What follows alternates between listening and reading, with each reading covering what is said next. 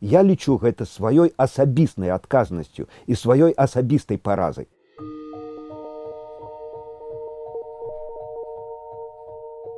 Я гатовы размаўляць поўнасцю сур'ёзна толькі з тымі, хто гатовы прызнаць таксама, што ён адказны за свае памылкі і за нашы агульныя памылкі. А калі перакладаць адказнасць, вінаваціць кагосьці іншага, ну, ведаеце, это вельмі дрэнная манера. Я зараз бачу, што ўсе вінавацяць адзін аднаго.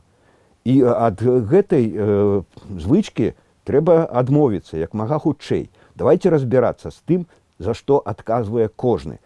А мы кожны адказваем і на сваім месцы за сябе і агулам за тое, што падтрымоўваем нейкія недарэчныя рашэнні і робім не тое.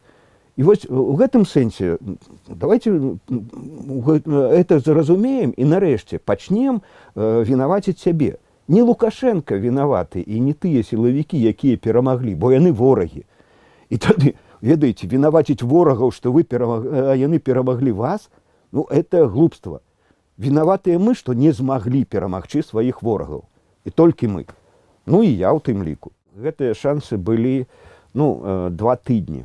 2 тыдні пасля 9 жніўня. Мы згубілі ініцыятыву.